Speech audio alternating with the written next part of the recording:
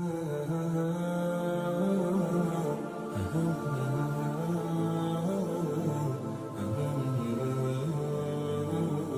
و نصلی علی رسولہ الکریم اما بعد۔ معزز خواتین و حضرات، گزشتہ دنوں جو بہاولپور اسلامیہ یونیورسٹی کے اندر دردناک اور وحشیانہ واقعہ ہوا ہے، جس نے تمام ان والدین کے دلوں کو دہلا کے رکھ دیا ہے جن کے بچے اور بچیاں یونیورسٹیز میں پڑھتے ہیں، کہ کیا ان کی عزتیں یونیورسٹیز کے اندر محفوظ ہیں یا نہیں، یہ ایک بہت اہم سوال ہے۔ ہوا کچھ اس طرح کہ چیف سیکیورٹی انچارج جو بہاولپور میں اسلامیہ یونیورسٹی کے تھے، ان کے نشے کی حالت میں گرفتار ہوئے اور ان کے موبائل سے 5500 سے زائد فحش ویڈیوز اور پکچرز ملی ہیں اس یونیورسٹیز کی اسٹوڈنٹس کی۔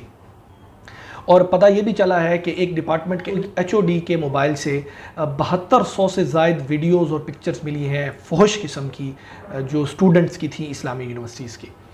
سامعین مکرم، یہ 11,000 کے قریب جو اسٹوڈنٹس کی ویڈیوز ملی ہیں، یہ کوئی چھوٹا واقعہ سمجھا جاتا ہے؟ یقین مانیے دل دہلا دینے والا واقعہ ہے۔ تو سب سے پہلے یہ دیکھنے کی ضرورت ہے کہ یہ واقعہ کیوں کر پیش آیا، اس واقعے کا ذمہ دار کون ہے، اور کیا اس ایک شخص کو سزا دے کر والدین اطمینان میں آ سکتے ہیں کہ اب دوبارہ سے ان کے بچوں کے ساتھ یہ سب کچھ نہیں ہوگا؟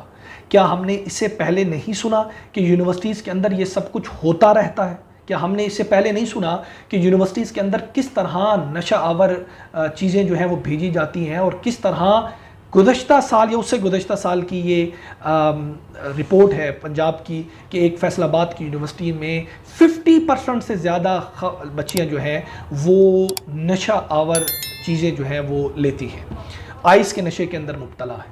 تو سامعین مکرم، اس کا ذمہ دار کون ہے؟ کیا اس یونیورسٹی کا VC ذمہ دار ہے؟ کیا یہ شخص جو اس طرح کا ایک انسان کی شکل میں چھپا ہوا درندہ اس کا ذمہ دار ہے؟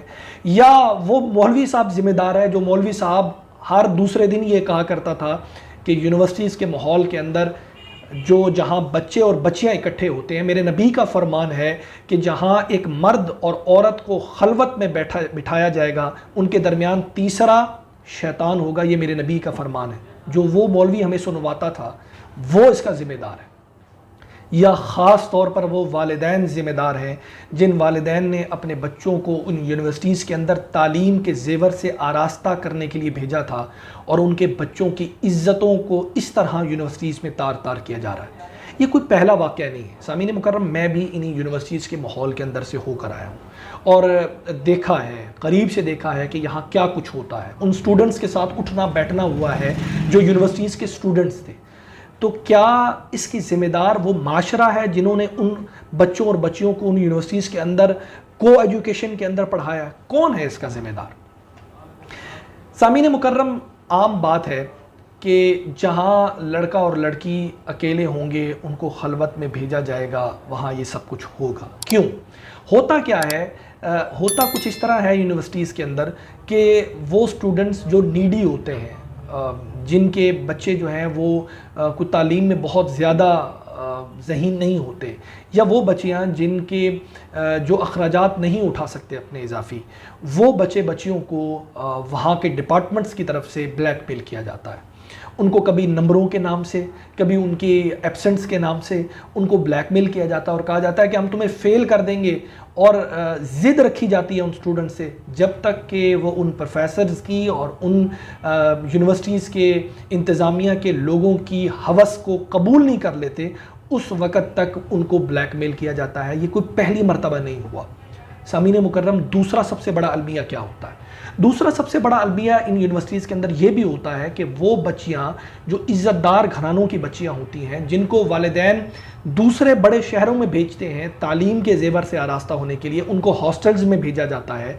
وہاں کیا ہوتا ہے یہ بھی بہت امپورٹنٹ ہے، جو ہمارے والدین کو نہیں پتا۔ اکثر والدین کو نہیں پتا کہ ان ہاسٹلز کے اندر کیا ہو رہا ہوتا ہے۔ وہ بچی جو یونیورسٹی کے اندر آتی ہے، جو ایک متوسط گھرانے کی بچی ہے، جب وہ اپنے ہاسٹل کے اندر آ کر، اپنی یونیورسٹی کے اندر آ کر دیکھتی ہے کہ ایک بڑے ماں باپ کے بچے اور بچیاں آتے ہیں جن کے پاس گاڑیاں ہیں، جن کے پاس برانڈڈ موبائل ہیں، جن کے پاس برانڈڈ سوٹس ہیں، اور اس طرح کی لگژری لائف وہ گزار رہے ہیں، تو وہ بچی سب سے پہلے احساس کمتری کا شکار ہوتی ہے، اور احساس کمتری کا شکار ہونے کے لیے اس زندگی کو ڈھونڈنے کی کوشش کرتی ہے جو اس کے کلاس فیلوز اس کے سامنے گزار رہے ہوتے ہیں۔ اب ہوتا کیا ہے؟ اب ہوتا یہ ہے کہ وہ ان لڑکیوں کے ساتھ اٹھنا بیٹھنا یا ان لڑکوں کے ساتھ اٹھنا بیٹھنا شروع کرتے ہیں جو سگریٹ پی رہے ہیں، کیونکہ وہ اس کو بھی سٹینڈرڈ سمجھتے ہیں، جن کے پاس گاڑیاں ہیں وہ ان کے ساتھ ہوٹلنگ پہ جاتے ہیں، جن کے ساتھ گھومنا پھرنا ہے ان کے پیسوں کے ساتھ گھماتے پھراتے ہیں وہ عیاش بچے جو بڑے گھروں سے آتے ہیں، اور ان بچوں کو بلیک میل کرتے ہیں اور ان بچوں کو وہ لائف دکھاتے ہیں جو لائف وہ خود جی رہے ہوتے ہیں۔ اور اس کے بعد ہوتا کیا ہے کہ بالآخر ان عزت دار گھرانوں کی بچیاں ان سب چیزوں کے اندر، ان سب برائیوں کے اندر پھنس جاتی ہیں جہاں سے ان کا نکلنا بہت مشکل ہو جاتا ہے۔ جہاں کہیں وہ اپنی زندگی کو بہتر بنانے کے لیے قربانیاں دیتے ہیں، اپنی عزتوں کی قربانیاں دیتے ہیں، وہاں وہ کبھی نشے کی لت میں بھی مبتلا ہو جاتے ہیں، اور یہ ہر دوسرے دن کا واقعہ ہے۔ کیوں؟ اس لیے کہ یونیورسٹیز کے اندر وہ ماحول فراہم کیا جاتا ہے۔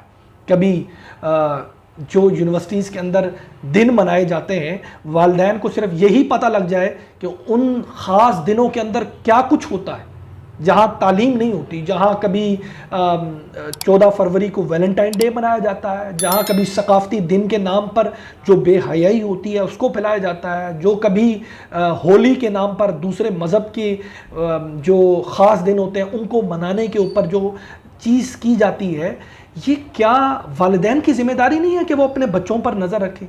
کیا ان والدین کی ذمہ داری نہیں تھی جن 11,000 بچیوں کی عزتیں تار تار ہوئیں، کیا اس میں ان کے والدین کا کردار بھی نہیں تھا؟ ان کا قصور نہیں تھا؟ کس کی ذمہ داری تھی وہ بچیاں؟ کون تھا جنہوں نے ان بچیوں کے بارے میں یا ان بچوں کے بارے میں سب کچھ دیکھنا اور پرکھنا تھا؟ وہ والدین تھے۔ وہ والدین یہ سمجھتے ہیں ہمارے بچے بہت زیادہ پاک دامن ہیں۔ یہ کیسے ممکن ہے کہ ایک نوجوان لڑکی ایک نوجوان لڑکے کے ساتھ بیٹھ رہی ہے اور ان کے دل کے اندر جذبات نہیں اٹھ رہے؟ یہ کیسے ممکن ہے؟ یہ پاسبل ہی نہیں ہے۔ اور یہ جو ہمارے قوم کے اندر 2-4 دیسی لبرلز ہیں نا، جو یہ بات کرتے ہیں باہر کی یونیورسٹیز کے اندر یہ نہیں ہوتا، کون سی باہر کی یونیورسٹی ہے آپ مجھے دکھا دیں جو ایسی پاک دامن ہے جہاں یہ سب کچھ نہیں ہوتا؟ ہر جگہ پر ہوتا ہے، ہر جگہ پر ہوتا ہے۔ اور ہر عزت دار بچی کی عزت جو ہے وہ اس خدشے کے اندر ہوتی ہے کہ کوئی کسی وقت بھی اس کو بلیک میل کر سکتا ہے، کیونکہ وہاں ماحول ہی ایسا ہوتا ہے۔ وہ بچیاں، ان کو نہیں پتا ہوتا، وہ جس ماحول سے آئے ہوتے ہیں ان کو اس بات کا اندازہ نہیں ہوتا کہ وہاں کس طرح کی لائف گزاری جا سکتی ہے، اور ان کو وہاں کس طرح کے ماحول کا سامنا کیا جا سکتا ہے۔